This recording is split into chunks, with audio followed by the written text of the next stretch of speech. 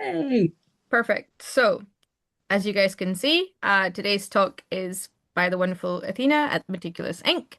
Um, and just a quick note, so Wes have really kindly sponsored our Zoom channel to allow us to do these things. So very grateful for that, not only these Christmas talks, but also our monthly talks. So they've been very kind to host us this year. And then lastly, our sponsor for this particular talk is One Mini Store. I'll put their website in the chat. Have a look. They have some fun stationery and pen related, paper related goods. Um, at some point during the talk, I'll choose a random winner and then you'll have a little prize coming your way. Lovely. All right, over to you, Athena. Okay, great. I do have some slides. So if I am able to share my screen, let's see if I can do that. Um, this one. Uh, okay, hopefully that will do that. Okay. Now let's go here. Hurrah! Are you seeing that? Yes. Yes. Okay, wonderful. Hooray! So I am Athena and I am owner of Meticulous Ink, a fine stationery and letterpress print shop based in Bath. So today I'm going to be rambling about the shop, about how I got into stationery, and how I opened the shop. Also, then talking about letterpress printing, a little bit about paper and materials, and then just a little bit about running a creative business as well. So, just as a little intro, a little backstory for those that don't know anything about Meticulous Ink. This is my wonderful shop. So we have quite a few different parts to the business. We have a physical shop, so you can come in and buy lovely stationery and pens and ink, all sorts of things. We also have a website, so we do lots of bespoke print, and you can order online as well as in store. We also create our own brand of stationery, so greeting cards, correspondence, letterheads, that kind of thing that you can purchase off the shelf, and it's all printed in-house, designed by me and then printed by me and my team. I also run workshops, so you can learn calligraphy and brush lettering, and you can also learn traditional letterpress print at my shop. And here's another example of some lovely calligraphy. And we also do commissions and bespoke work. And that is kind of our main area of work. So this is also some letterpress, traditional letterpress type that you can use in the print workshops. Our main area of work is, or how I mainly began, was to do bespoke print. So creating personal stationery, business cards, and wedding invitations. So we do utterly bespoke custom printing. So right from the design all the way to the production and the printing. So all absolutely exactly what you would want. So you get to choose the exact weight, the size, the texture of the card, the quality of the paper, and the exact design as well. All printed on site on our beautiful range of printing presses. So at the moment we have 9 different presses, but this is an original Heidelberg. So this is, we have 2 of these, and they're the main presses that we use to produce the majority of the work we do. And that's me with one of my presses.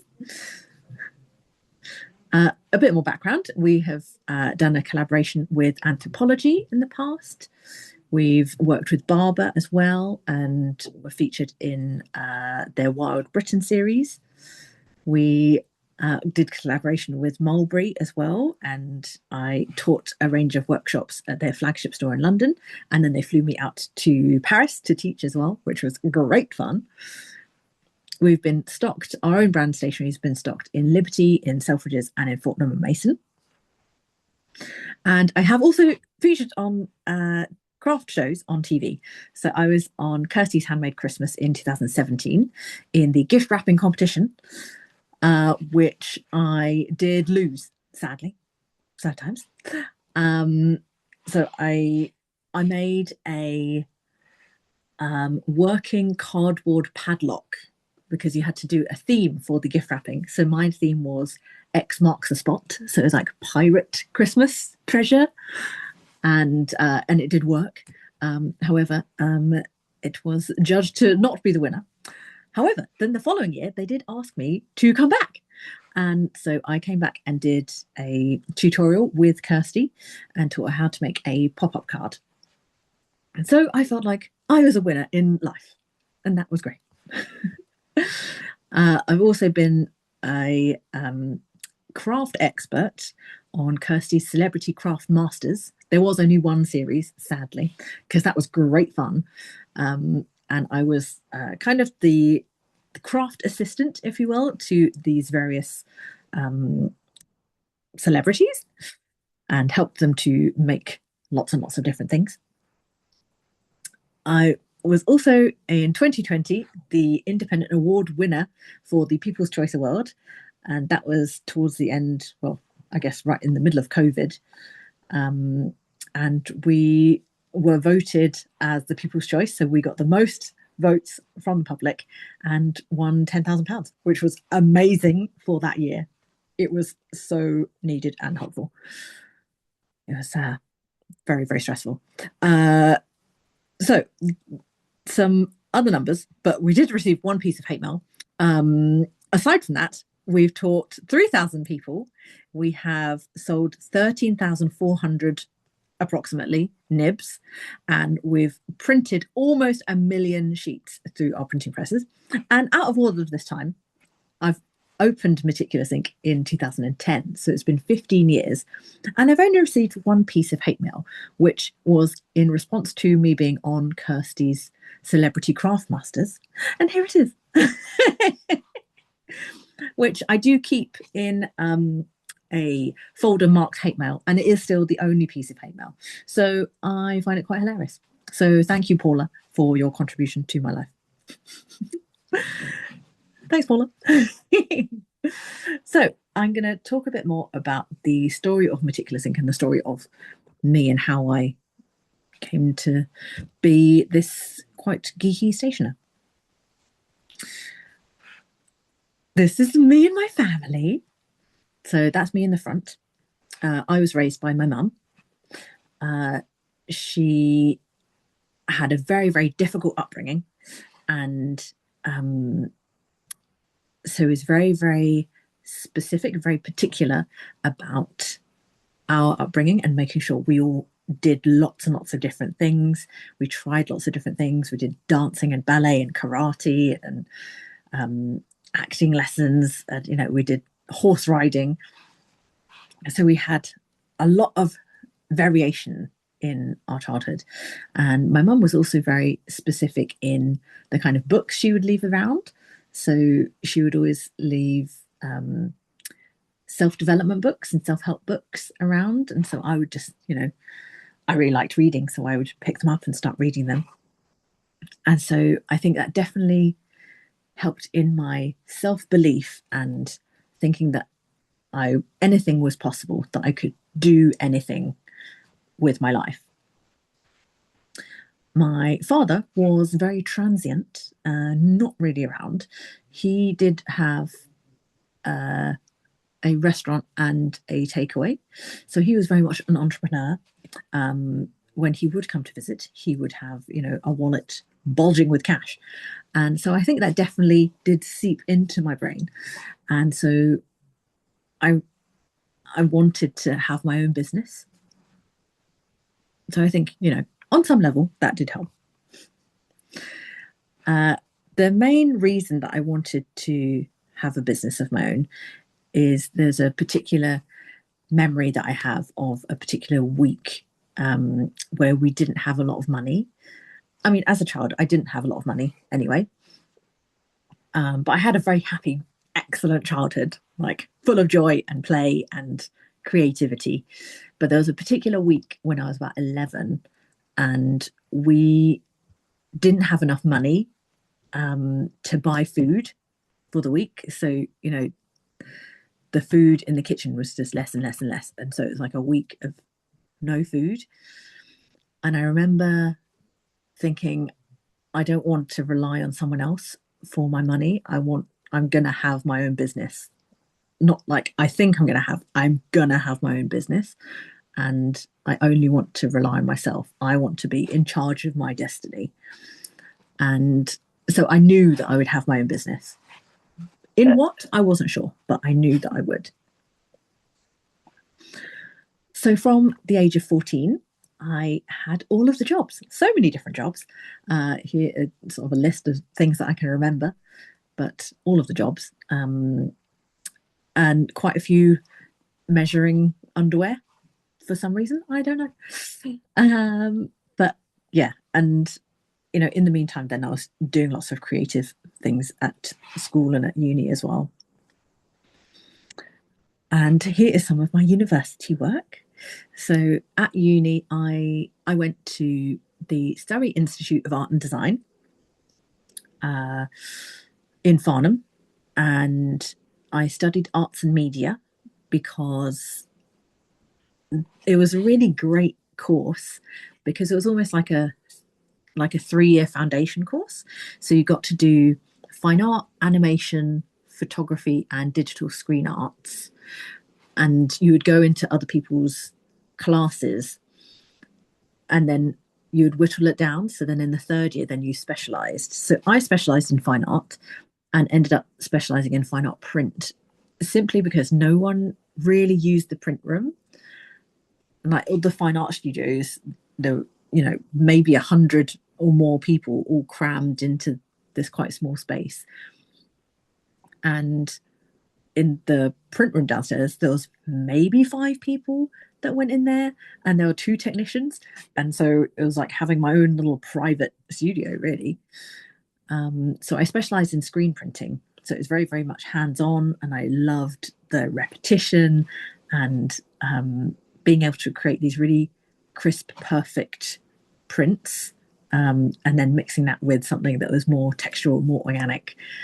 And yeah, I loved it. It was great, great fun. So after university, I then got a job at a private stationer's in London, and I was a print consultant, and that was because I had done print. So then I kind of knew a bit about print, and worked there for a year and a half maybe, and then got headhunted by another private stationery company in Mayfair. And they offered me a lot more money, and I also negotiated, because at that point I didn't know how to use the programs and the design software. So I said, I will come work for you if you also teach me how to use the design software. And then that would give me, the full plethora of knowledge, if you like, because then I already knew about the hands-on printing and the print finishing and the quality checking and the consulting. So that was kind of the last piece of the puzzle, was the design work. And so I moved on to a new place to work.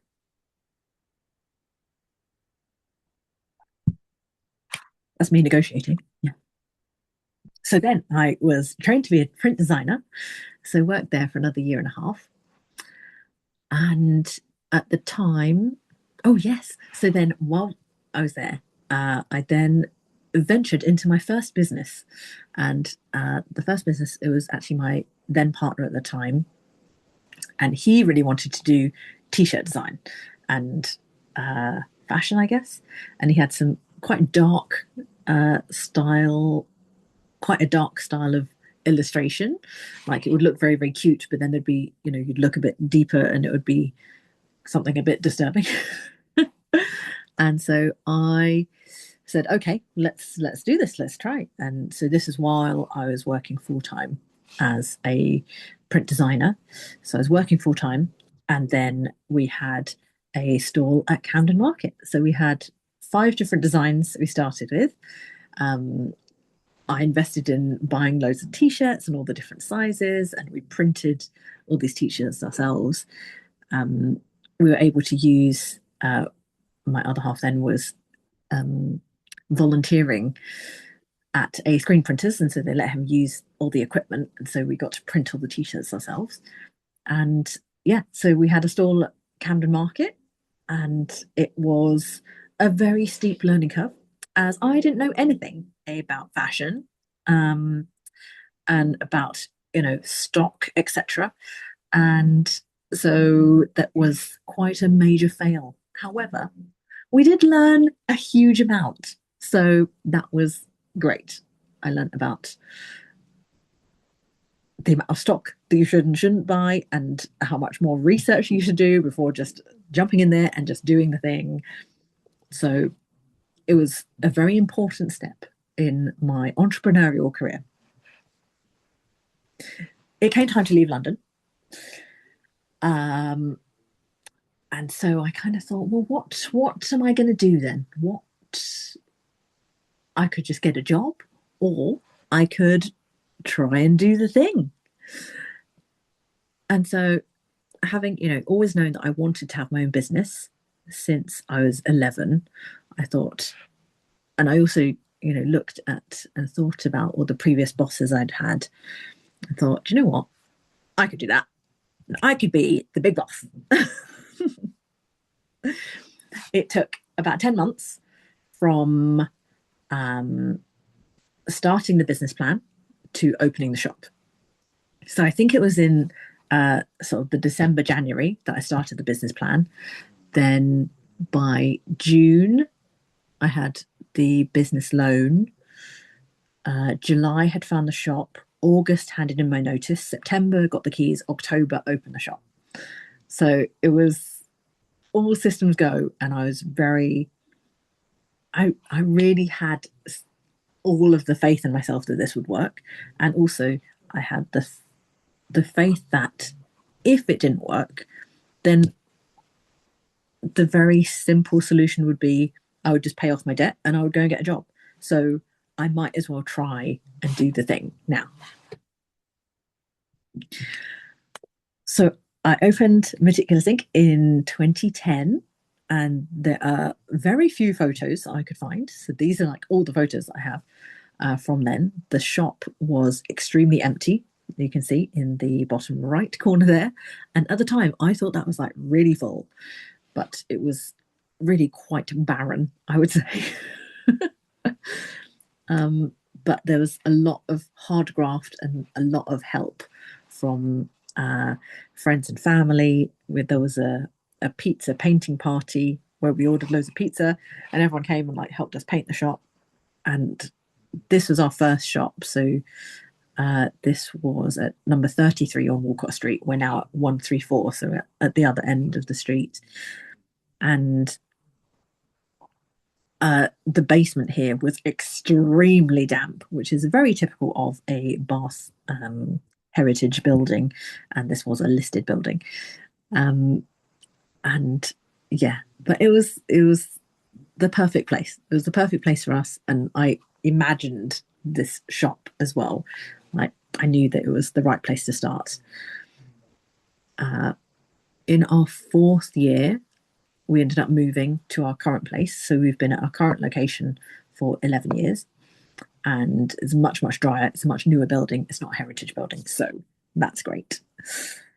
In the business plan, I had planned in to purchase our own presses in the 3rd year, and that ended up being the 3rd month instead.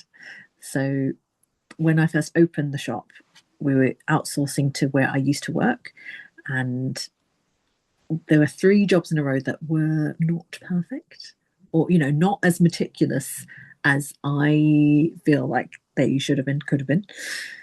And being that kind of in between, I was like, oh, this is really awkward. And so just thought, right, let's just do it ourselves. The first press I got was a foiling press. It was a little tabletop Blockmaster, which looks like quite an 80s sort of like very chunky tabletop press. And then also we got a model number 3 tabletop letterpress, which was very exciting. and then very quickly then just went to the extreme and got an original Heidelberg. I had we had a day of training. How we actually got into letterpress is, at that point, letterpress wasn't very popular, and so I thought it was quite a good something different to offer. And the two previous places that I had worked didn't offer letterpress, so I thought, oh, that's quite a nice different thing that I can offer that isn't stepping on their toes because it's totally separate. So I thought that was good. Had a day of training on the tabletop press from Simon Smallwood, who is a lovely, lovely guy. Sadly, not with us anymore, but was an amazing man, and was a wine master, an amazing wood turner, fantastic letterpress printer, and also just happened to have a Rolls Royce. He was just hilarious. And then he got us in touch with Richard Lawrence, who had an original Heidelberg. And so we had a day of training on the Heidelbergs, and then put an advert out to try and acquire one on a British letterpress website. Got a response, purchased a Heidelberg. It was being delivered to us, and then about a mile away from the delivery point, it fell over on the lorry and almost fell off the lorry. So that was quite a stressful day. So, but the press was absolutely fine because they're 100% built to last. Then press arrived, it was all okay, thank goodness. Forgot all about the advert. And then about a month later, someone else replied to the advert and said, hey, I've got this original Heidelberg. I'm going to scrap it unless you want it. And so then ended up with two original Heidelbergs, and then took down the advert because then we didn't have any more money. And then, so we still got the same two original Heidelbergs. One of them uses ink to print with, and then the other one I've had adapted so it does foiling, which is a heat process. And so we have the full variety of print methods, which is lovely. Oh yes, and here is a video of it working.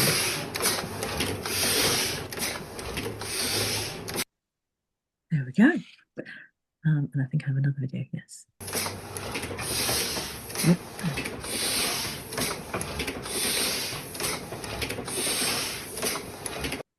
Yay! I do love my Heidelbergs. They are wonderful cast iron. They each weigh just over a ton, and they have an air suction system so that, I'll play it again actually, so you can see the suckers pick up just one sheet, and then there's some blower holes as well that just lift that one top sheet so you're not picking up two, and so then it will just take just the one, and then there's some more little blower holes down here that then help to place the sheet or the card after it's printed. Oh, I love that. So yes, our wonderful Heidelberg. So we still have two of them. So since then, since starting Meticulous Ink all those years ago, 15 years ago, we've got 9 printing presses now, various different shapes and sizes. The two Heidelbergs are the biggest ones. We've got a treadle press, which is foot operated. We've got a tabletop printing, pencil printing press, and notebook printing press. We've got 3 tabletop model letterpresses, which we use for teaching traditional letterpress printing, and we have a proofing press as well. Is that all of them? I think that's all of them. I might have missed one. We've also obviously moved locations, so moved from 33 Walcott Street to 134. I bought out my business partner as well. It was a very stressful moment, but I did do it, so yay. Survived COVID, and run the On Paper Festival, which we did this year. I can't believe that was this year, actually. Which initially started as a small exhibition, really, to show off our previous work and to run our sample sale. And over the years has grown and grown and grown. And last year we took a break from it so that we could do it really big this year. And we hired Bath Pavilion, and it was just wonderful. a week of running lots of different creative workshops, and then it culminated in the Grand Fair, which was a fair day with there was over 70 different exhibitors, printmakers, artists, stationers, and then over 500 people came to it. So it was amazing. It was like a really lovely creative feel to the day, and really friendly and warm, and we're going to do it again next year, so I'm very excited about that. So that is kind of the basic story, the basic background of Meticulous Ink. I wanted to talk a little bit about why letterpress. So as I mentioned earlier, it appealed to me initially because it wasn't so popular then in the UK. It was definitely quite big in America, but the lack of popularity here meant that there were printing presses available that were more affordable, on the more affordable end of the printing press scale, let's say. What is letterpress? Letterpress printing is a relief print method. So that means that ink is applied to a surface and then a print is taken from that. So in this image here, these are two pieces of metal type. So we have a D and an E. These are both damaged. Now you can see the top of the E there is a little bit squished, as is the D. Sad times. So this is traditional letterpress. So traditional letterpress, you use metal and wood type, which is all hand set individually to create your form or create your composition. And then ink is then applied either by hand or within a printing press. And then that is how you create your wonderful prints. I really liked it because it was quite niche at that time. And it also meant I wasn't stepping on toes. Going down that rabbit hole of the letterpress world, and I think, FPUK will understand this very, very much, because it's that thing of once you go down that rabbit hole, there's so much more to learn and so many more levels than you would ever anticipate from being first interested in pens, for example. And going down that rabbit hole of letterpress, I think in a similar way, the FPUK is really, really friendly. The letterpress print world is really, really friendly because everyone wants it to carry on and everyone wants to help each other. So you can always, ask a question and someone will know the answer, or someone will have the part, or, if there's something going wrong with your printing press, then you can always get help. And it's a really lovely community, a really, really helpful, positive community. I wanted to go straight to an original Heidelberg rather than a hand-powered press. So this press in the front here that I'm working on in this picture is called a proofing press. So initially, this was originally made to just check your composition, so you could check the spelling, etc., and make sure it was all set correctly. So you would hand apply the ink and then just put your paper in and just pull one impression. Whereas nowadays, these proofing presses are very much used for things like posters and more quirky artworks, and are used for editions or for longer print runs, which, is absolutely fine. However, the original Heidelbergs, the reason that we went with those instead of the hand-powered presses was mainly, obviously, I chose the name Meticulous Ink because I felt, as soon as I said the name Meticulous Ink, I felt that it was just the right name. And it also gave me something to live up to. Like, I want to make things as well as I possibly can and as beautifully as I possibly can. And having the name Meticulous Ink, I really feel like I want to live up to that. I want it to be meticulous and precise and really, really beautiful.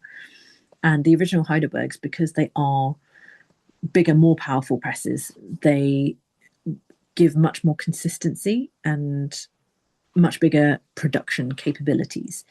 And I knew that I wanted us to have our own brand of stationery, our own greeting cards and lovely letterheads and correspondence. And the Heidelbergs definitely give us that that opportunity to do that. So with traditional letterpress, you're restricted by the physical type that you own. So that is by the style and also the size. So you can see here, we've got 3 different styles of type here. So there's you can just about see at the top, the no. So this quote is no pressure, no diamonds. And you can see here, I've purposefully set the word pressure with it all being a bit jaunty so that it looks like it's being squished. But I've had to pick and choose these specific typefaces based on what I've physically got available. So as well as the size and the style of the type, you're also restricted by the number of different individual letters you have. So you might have an incomplete alphabet, for example, where you've only got 1 S, and therefore you can't actually use that for that particular word. There are companies that do replacement letters now, which is great. I do have a few alphabets that I need to do that with. I will come to that.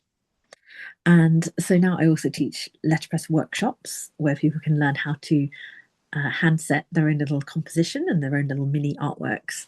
So you get a taste for, how much setup is required and how much love and effort goes into each letterpress print, especially with traditional typesetting.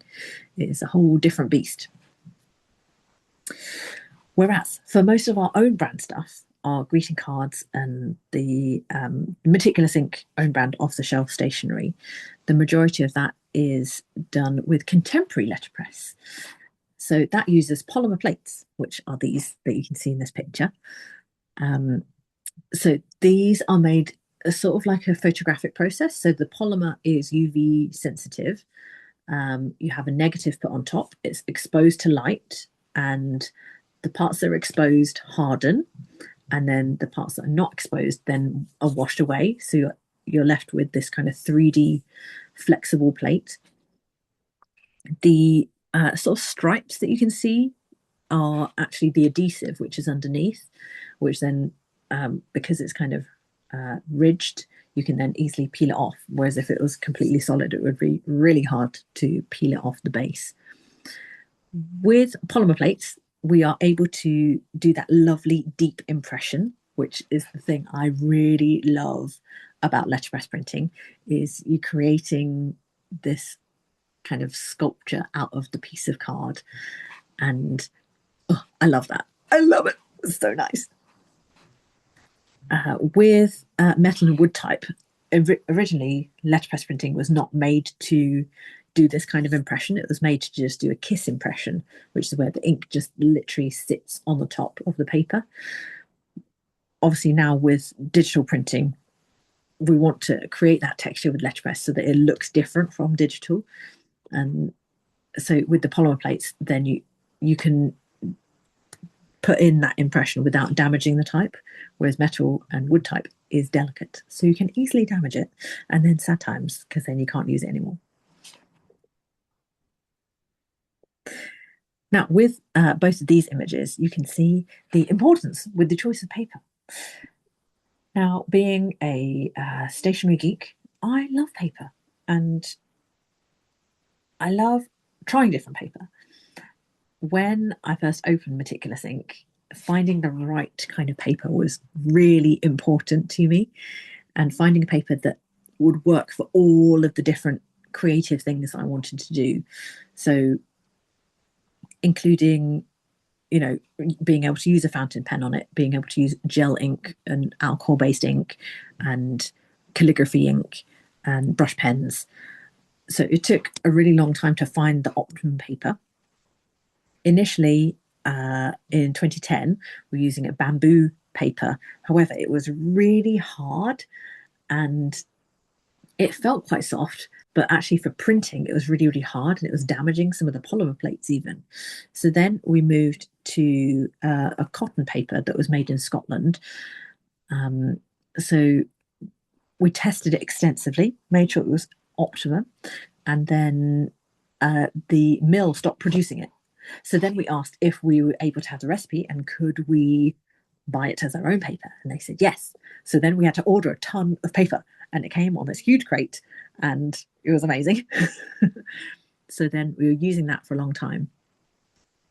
However, then COVID came along, and the warehouse where they would store the paper closed. However, the mill in Scotland was still open, but they couldn't, for some reason, send it directly to us. So it would get made in Scotland, get sent to France, and then get sent to us, which I thought was a little bit crazy, but oh well, that was fine. And then as time moved on through COVID, then the mill in Scotland went out of business. It was so sad. And so we ended up having to find another different kind of paper. So then we ended up having to test again, which then led us to the paper that we currently use, which is an Italian paper, sadly not UK made, because as well as it having to be the right kind of paper to actually use, bleed proof, no feathering, no show through at the back, suitable with fountain pens and with all these different kind of creative tools. It also had to be affordable. So this is where we're at the moment. This is an example of some lovely personal stationery and some of the lovely things that we've made. For our own brand paper, we do use this Italian paper. For the bespoke work, we do use a mixture of either Italian paper or UK made paper. Some of the paper is from Germany. We use a lot of GF Smith papers and Colour Plan, which is made in the UK, which is really nice.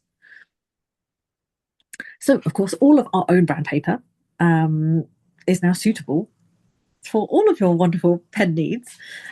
So we test it with fountain pen ink, calligraphy ink, brush pens, gel ink, sparkly ink, of course, and alcohol-based ink as well. So all of our notebooks, all of our off-the-shelf stationery is all tested with that. And I think this picture is a semi-flex fountain pen and then a brush pen. And all of our stationery uses this same paper. The paper that we like, well, the paper that I like to use is wove paper. So it's not super smooth. This picture definitely emphasizes the texture, but it's got that lovely softer texture, which is great for letterpress printing, and has a little bit of bite to it, which for me is really, really nice for calligraphy. So it's not super smooth, not so smooth that the ink doesn't dry, that the ink has something to grip to, is what I like to think of it as. Oh yes, and I thought you'd like to see, this is one of my test pages for testing out the paper with all of the different things. So, yeah.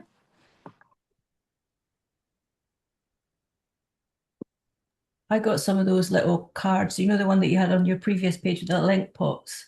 Oh yes, yeah, I've had some of them. I love them. Yeah, they're so great. Cute. That's one of my favorite designs. Is that one? Obviously, it features our name, so there's that. But I just think it's a really pleasing little motif at the top of the page. It's really nice. Yeah. So how does this all fit into Fountain Pen UK? Well, obviously, everyone that has lovely fountain pens needs something lovely to write on. So that makes sense. You need some lovely ink and you need some lovely substrate with which to use your amazing pens. So, and I think, you know, I love being really geeky and detailed. And I think something like FPUK, and, you know, I find it in the letterpress community and with the calligraphy community as well. You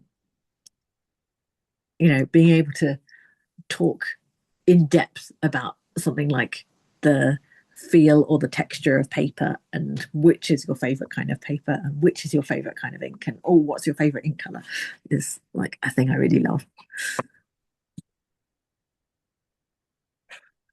Okay, so moving on. So I just wanted to end the talk just chatting briefly about running a creative business and how that works and how I make it work. Um, there are a few things that definitely help with running a creative business.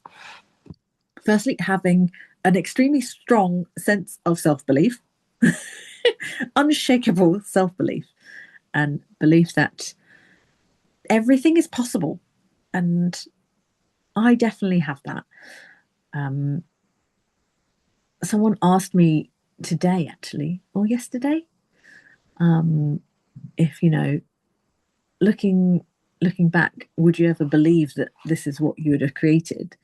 And yeah, I do, because I worked bloody hard and I made it happen. So having extremely strong self-belief, very important. Being a specific kind of person. So being a person that can do all of the things and like can multitask, the jack of all trades. I'm definitely one of those, because I feel like I've got a really good grasp of creativity and like wanting to make things and color and being interested in paper, as well as loving being an entrepreneur. Like I really love the juxtaposition of the admin side as well, doing the bookkeeping and being like, it's either a yes or no answer. There's no opinions about it. It's like it's right or it's wrong, because if it's wrong, then it doesn't match up. So I really like having both of those sides, and I feel like it, doing the admin for a while then helps me to want to do the creativity, and then vice versa. What do I love about having a shop?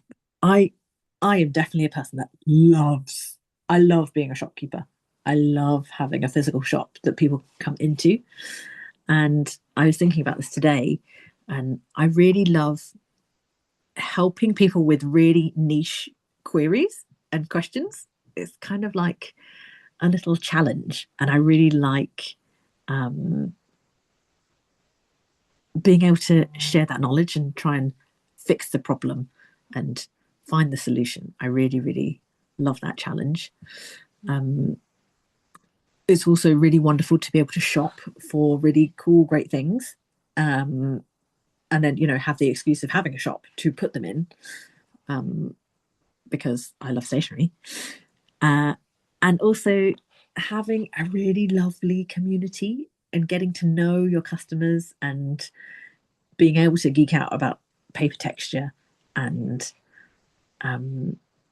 also working with loads of really lovely creative people and then becoming friends. And having had the shop for 15 years, it's I feel very lucky that I've got this opportunity of getting to know people over the years and over the years. And yeah, it's really, really wonderful. I love the people that Meticulous Ink has attracted into my world, into my life. Here's some lovely inks. The hardest thing about having a shop is the constant juggle, because there's always more things to do. So there's, always more ink to order. Like, for example, the Lear Sauvage, which is out of stock on this shelf here. There's just always more to do. There's always more emails to reply to. There's more social media to do. There's more things to design. There's more quotes to do. There's more envelopes to line. There's always stuff to do, which does mean that I do try and plan my holidays. Like I'll book in stuff so that I do other things and then I can come back to the shop. I also try and do a design day every week, although that is out the window for Christmas at the moment, but I will do that again from January, so that I'm still constantly making things. And then the other hardest thing is the things that are outside of my control. So these are more kind of business-based things. So, for example, like the rent on a shop going up by 31%, which is what is happening at my current location, which is why we launched. Oh God, I don't know what we've done there. I've made a little person. Which is why we launched a crowdfunder. And I do definitely feel very lucky in my position. Like I feel like I'm a very lucky person, and I work really hard to make the things happen. And, I love having all these tools around me and being embedded in this creative environment. And I think it's really important to be able to show that and for it to work in the world. And so when our rent came up, this is our treadle press, which is a long-term project, and I'm working on getting working. I've got all the pieces I need now, so it's very exciting.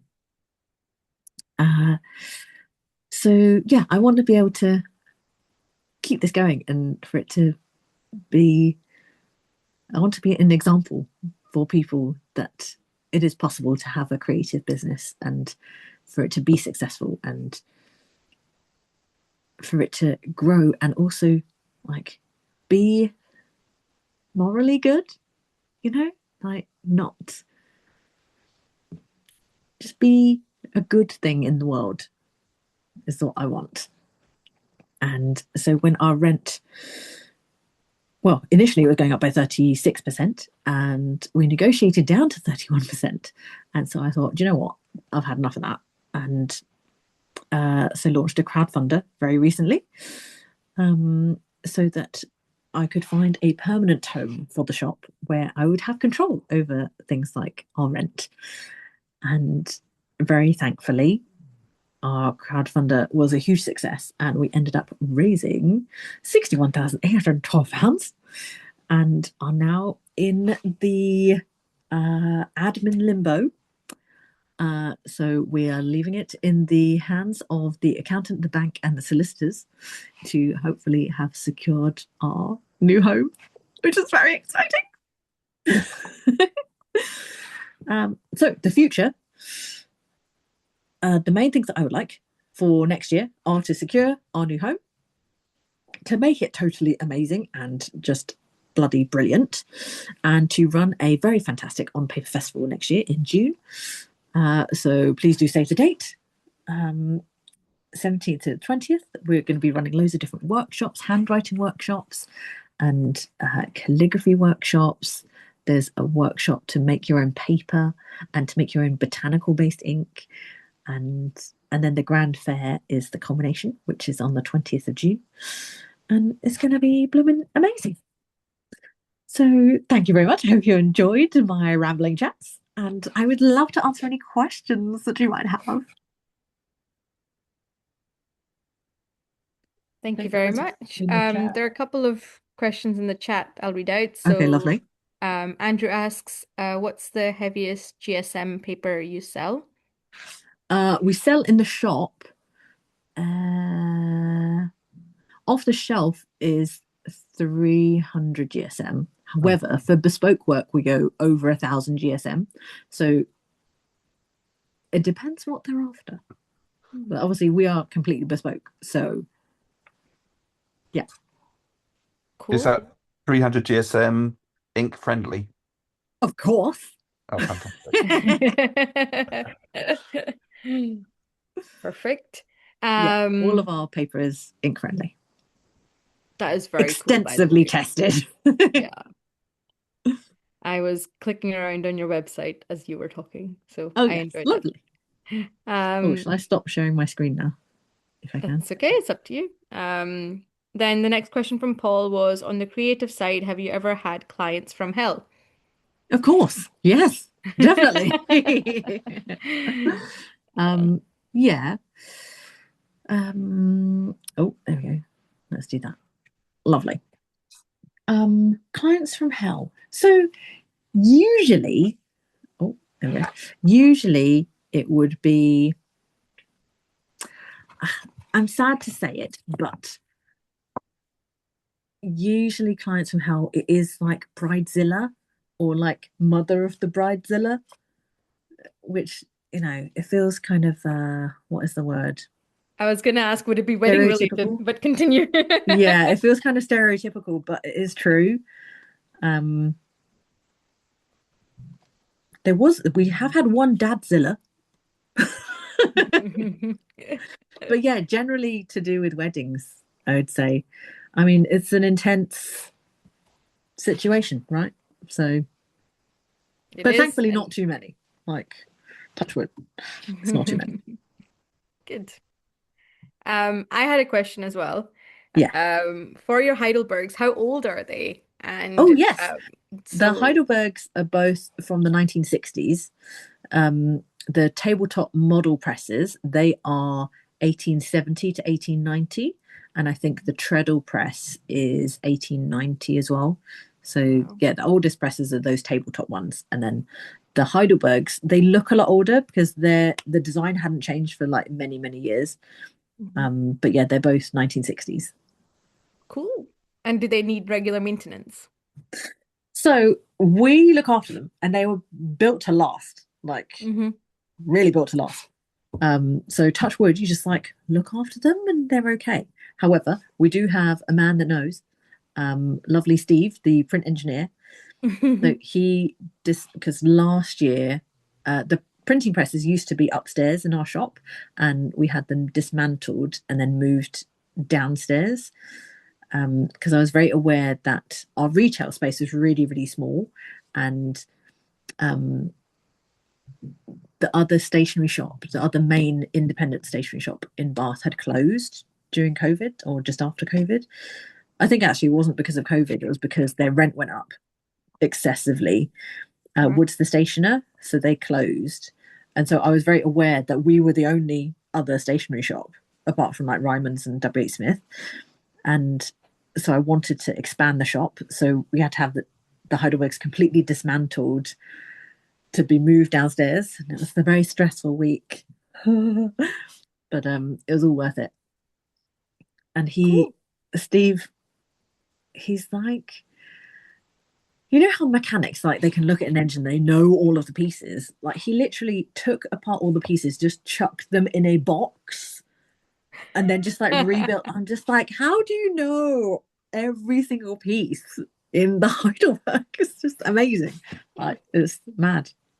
No labels, just like chuck it in there. Oh yeah, that's that bit. That's that bit. Like must have been enough. like over 100 pieces of stuff. Mad. Yeah. I need my labeling. I need separate boxes for everything, and just right. Like number all of the pieces. What? Yeah. Dominic, you have your hand up. Hi, Dominic. Yeah, hi Athena. It's nice to see you today. Yeah. Yeah, I was just going to ask, it seems a bit like stationery has become like a very luxury item. To have personalized stationery done now feels like a luxury. But when I was growing up, my grandparents all had, my grandfather had a business card, but he also had a personal calling card that just had his name on it that he used to leave when he called on people, I guess. It Yeah. now feels like your kind of stationery is very like a luxury product rather than an everyday product. And there's lots of things that have become like that, I guess, with time. How do you feel about that? I mean, obviously you would want everyone getting married in Bath to have their wedding stationery done by you and everyone to have a letterhead but it, I guess the time, the effort, you know, the time and the effort that you guys have to put into it makes it expensive now. How have you dealt with how stationery has changed over the years, or do you just, go with whatever's happening? So I think a couple of things with that, right? So obviously the way that we print is very, very analog, very, very much like tactile, hands-on. We do it properly. We do it the long way. We do it the long way round. And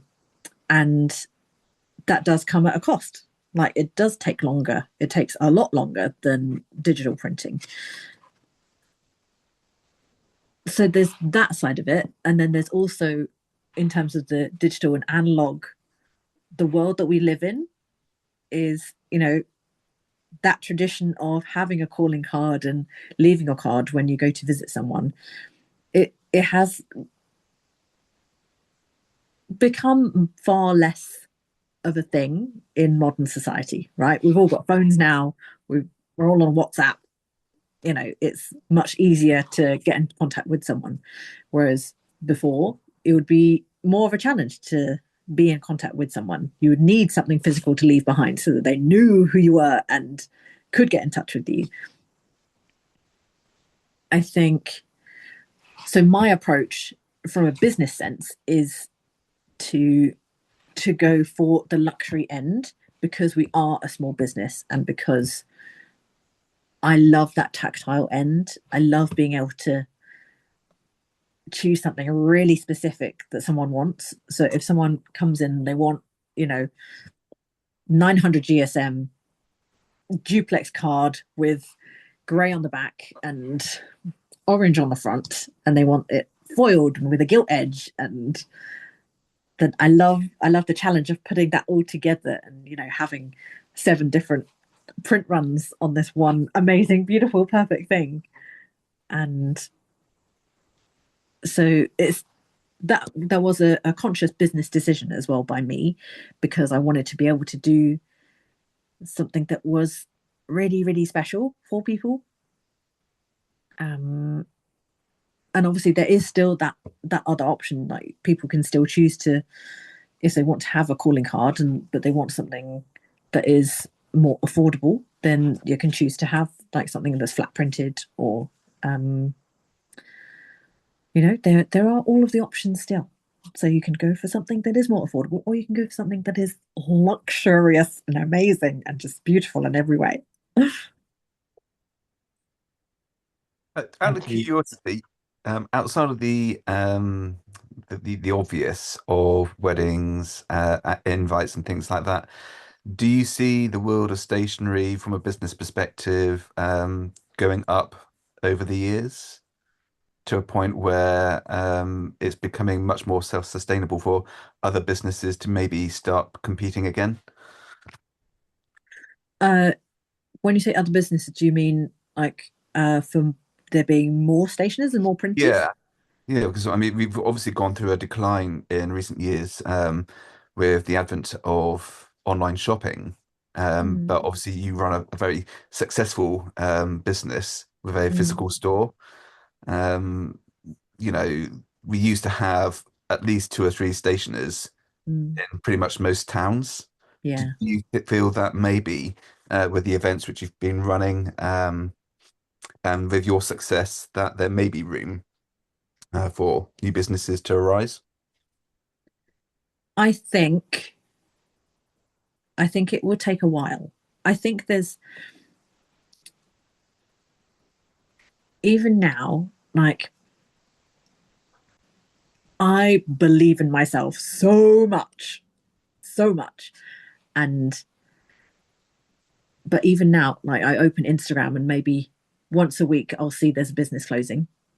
So I know out there in the world of small business, in the world of creativity, it's hard. It is hard. And so I think it will take a good few more years before we see like the return of the high street. I think as well as that, as well as the cost of living crisis and all of that kind of thing, I think there's a big thing about capitalism and about like where people have their money in terms of like who owns shops, right? Obviously I'm very much in this place right now in my head because of like my landlord putting up my rent, and it makes it completely unsustainable to actually run a business out of a rented shop. The only physical shops that survive are ones that own their own property or that have really cheap rent because they somehow know the owner, or they're in an incredibly high footfall area. And if they're in an incredibly high footfall area, it's highly unlikely that they're paying a cheap rent. So it's that thing of, because there are like so many empty shops in Bath, but also that aren't available to rent. So there is some kind of issue here where owners of commercial buildings are just holding that money in there, and it's more affordable somehow for them to be able to have that shop empty and be able to have like the market value be more even though it's empty, because I don't know, the value of the property is high. So there is that definite juxtaposition in terms of like having a physical shop and having a high street shop. And, this is a huge reason why I ran the crowdfunder and why I am buying my own shop, because renting a shop does not make sense. So I hope that in the future, that, because I'm very much of the thinking that more competition is better.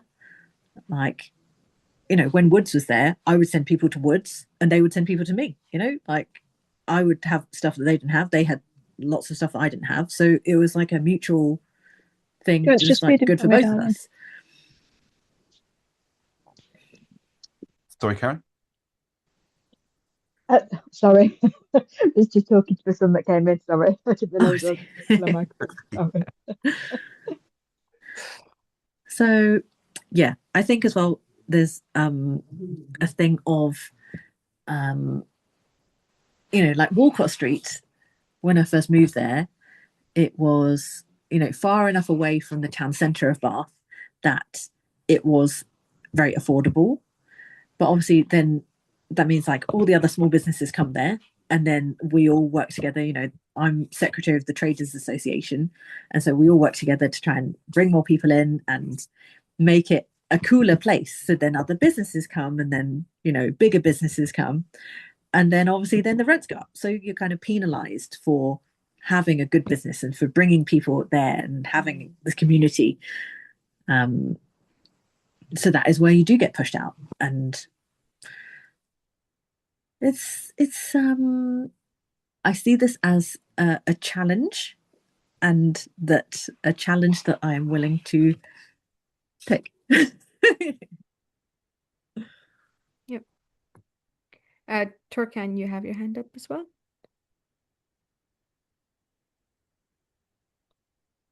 You're still on mute if you're chatting.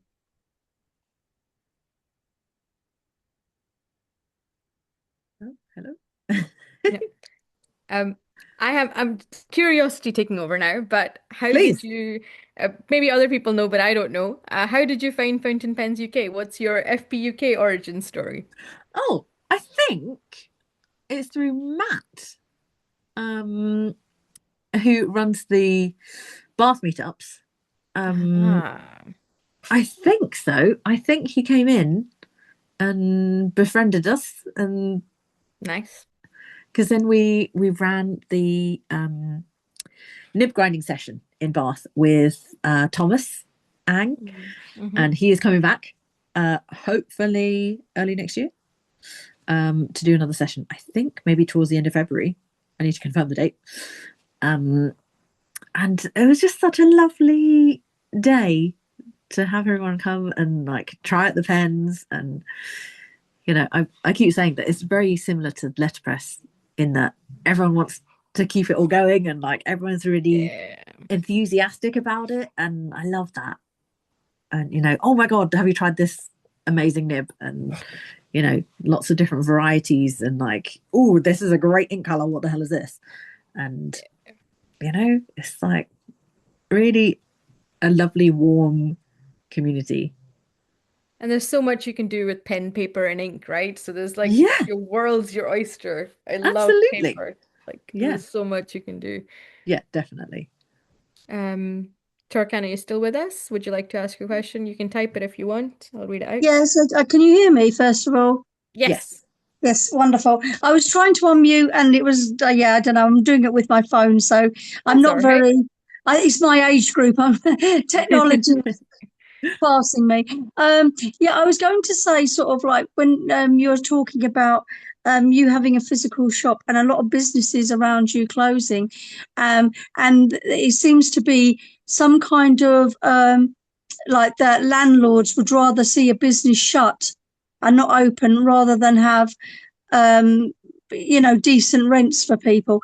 The thing is, if a high street or an area is half empty, that lowers the footfall as well. So for me, it is, because no one wants to go into a place where there's only maybe 2 or 3 shops open. They want to make a visit to an area worth their while. So they want to have maybe to go visit a few shops or to see what's around. And it just seems to me like, I mean, I'm befuddled by it all, that I, cannot understand. And I've seen it myself. I've gone into, like, visiting up with friends, and I've gone into one place that used to be buzzing, that was like derelict. It only maybe had 2 or 3 shops open, and it decimates. No one goes out. And it used to be a social, like you'd go out in the 80s, 70s, 80s, 90s, 60s, whatever. You used to go out and it was a social event, sometimes shopping. When I used to go to Ireland for my family, it was a very social event going to town. And everyone would go, you do your shopping, and you'd have a look around other shops while you were there, while you're doing your groceries. And it was a big thing. And it is kind of like a shame, because everyone's stuck in their houses. And don't get me wrong, I'm a big fan of online shopping. I'm not a big fan of massive crowds at Christmas or whatever. So online shopping has been a godsend, really. So I am an advocate of online shopping, but there is a problem with today's society where people aren't mingling with other people. And part of going out and socializing and maybe sitting down to have a coffee somewhere and meeting up with friends to kind of like go out and browse around the shops and enjoy each other's company seems to be in a decline, which is quite sad for the human race, really, I think, because I thought that was it's an enjoyable thing. It's a sad thing to see areas closed down, and I don't know for what benefit. But that is where something like the FPUK, like having in-person meetups, is such a lovely thing, and gets you out of the house and gets you interacting in the real world. And I mean, I think everyone here is more tactile, right? We all love pens and have an ink collection, and we're collecting lots of different styles of pen, or so it's then being able to share that with somebody and have that in-person appreciation and sharing of knowledge. And I think it's really wonderful. I think so. I think finding like-minded people is very, very fun. But like Torgan's point's right, like it takes a lot more effort now to do that, right? It takes a lot more energy from people to organize something like that. And it is a shame. I do like to do it. I love to do it. I love to chat to people. But when it comes to actually making an effort, like one of my other hobbies, like I love knitting and stuff, and like going to a wool shop, for example, is the same thing, right? You have to actually physically make the effort to go out when you can probably buy the same thing online. That is fun. It's a choice, right? Like we're all making Correct. those choices in everything we do. I was just going to say, one of the other things is Athena is actually excellent at creating her own community as well. If people don't know this already, Athena runs kind of various courses in her shop, and quite often when I've been in there on a Saturday, in the corner there's a table of 10 people sitting there doing a calligraphy course. So Athena is constantly building that community, maybe not in a permanent way like FPUK, but in kind of a way where Meticulous Ink is the center of that community, and those people come in and dip in and out and do their courses and learn new crafts and learn new skills and meet new people. And you are establishing and developing communities in the, I don't know what you call it, but crafting world constantly, week in, week out, aren't you? I mean, I literally 2 months ago set up the Nib Nerds, which is a monthly calligraphy practice club.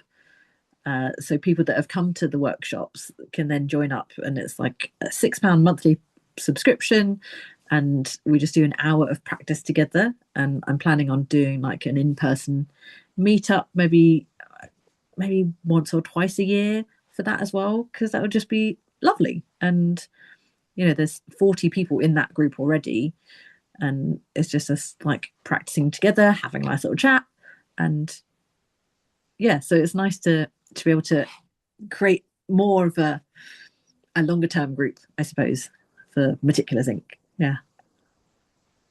Oh, definitely. Like you part of running a face-to-face or brick and mortar shop, it's your personality that people are buying into as well, right? Yeah. So I've bought into you just by listening to you like in the last hour. So I think it goes a long way. So no, definitely. I love being in my shop, and I love having a shop, and I love, I'm just talking about stationery, and Yeah.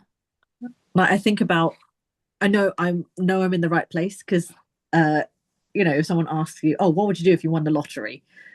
I'm like, well, I would just like make Meticulous Ink would be so amazing if like money was no object. It would just be like so amazing. Yeah. You So find I your just thing. make it That's better. cool. That's really, really cool. Yeah. Just out of curiosity, Athena, as and when your new place does arise, Yes. what are your sort of hopes and dreams, if you can actually talk about them? What do you want to see as the future of Meticulous Ink? For the new place, so obviously I'm buying a physical space, which is amazing. It's a little bit bigger than the current shop, slightly differently laid out. So what I hope for there, I hope what I plan is maybe for the first year or two is just to get like very established there, because it isn't in Bath, it's just a little bit outside Bath. To get really established, to really get to know the area, to connect with the other independent businesses and shops that are there, and see if they have a traders association as well. And I want to continue running the On Paper Festival, make that even bigger and better, and so that I'm still connected to Bath as well, because that is where I started Meticulous Ink. But I think this is a great opportunity to organize the space in a much better way, and it's kind of like starting again, right? Like being able to move things around and just start afresh, and then hopefully, well, I'm thinking that having this permanent space may then give me the opportunity, and it might mean then in the future I could also have a small space in Bath that I could potentially buy. So yeah, the Meticulous Ink, just to slowly take over the world, really. So yeah.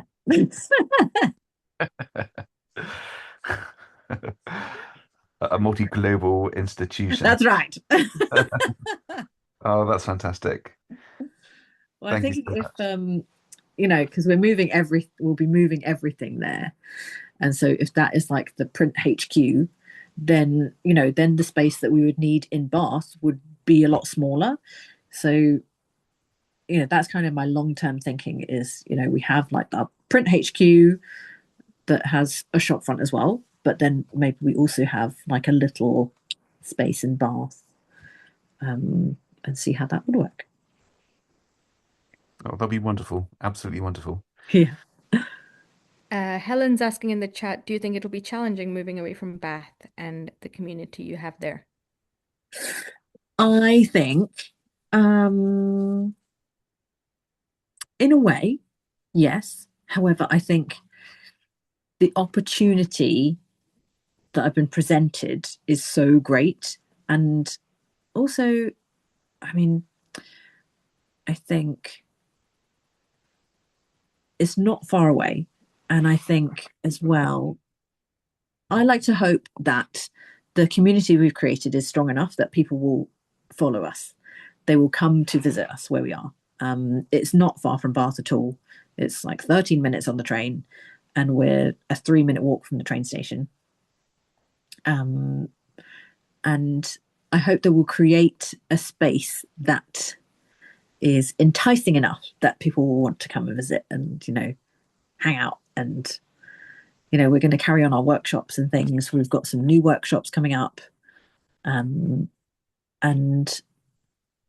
yeah, I mean, I think the majority of our customers come to find us in any case. Obviously, there is a definite draw that it is in Bath. Like Bath is a place that you go to, and then people search where's the stationery shop. However, a lot of our customers have found us specifically and then return. So I hope that people will do the same. Well, when I Makes sense. first came to the first Bath Pen Meet, that Yeah. was the first thing which I typed into the Google Maps was stationery stores in Bath, and obviously yours came up trumps. So yeah. So yeah, I mean, it will be a challenge, and I'm up for that challenge. I think it's absolutely amazing how much self-belief that you've got. Like, I'm in awe of you today. I really really do. am. Like, no, but I'm sure you've had your hard days. I'm not underplaying. Like, everybody has their ups and downs, right? Everybody Yeah. has their days where they're like, I don't want to do this anymore. I want something else. Why did I choose this? But to keep going, and I think it's amazing, and it takes a level of strength that I think is hard to achieve. So, congratulations. Hey, Like, thanks. it's really cool. Thanks very Um, much. I'm happy to keep the call going, but since there's a little break, I did do a random number generator and it came up with number one. So Wendy, you are today's Hey, surprise winner from One Mini Store. So if You you say drop a me? message, yeah, it is you. Oh, no way. I've won something. congratulations, Wendy. Excellent. And it's just like I did the random generator at the 24 people that are on, and obviously myself and Louise, if she's on, we're out of the crowd. But it just came up with number one, and I was like amazed when it did that. So you're it. Excellent. On my screen. You are number one. So Brilliant. Oh, um, brilliant. Woo woo. if you drop me a message or Steph a message, we'll organize what needs to be done. Okay, will do. Cool. Athena, I was just going to ask you, do you have any timescales? Do you know when you're going to hear from the bank or Not really. Like, So the bank have basically said, well, my accountant, I think, goes on holiday today because they were like saying, oh, maybe I'll get it to you before Christmas. No, I'm not going to get it to you. All right. So I think they're like signed off. So I'm waiting for 3 things from the accountant that then I can pass to the bank and then they can do the thing. And the solicitors, I think, talking to each other, but obviously it's Christmas now, so meh. Basically, what I need to happen is for us to be moved and done before June, because June is the On Paper Festival, and so that is what needs to happen. I just can't wait to hear what the toilet gets called. Oh yes, yes. I'm excited Well, for that. in the new place, there's actually 2 toilets. All right. Upgraded. Upgraded. One Thing luxury one and toilet. thing two. What I'll do now is I'll stop recording and then we can just continue chatting however, but I know generally around 9 o'clock people tend to start leaving, so I'll stop recording if anyone wants to put their cameras on, etc. Okay? So stop.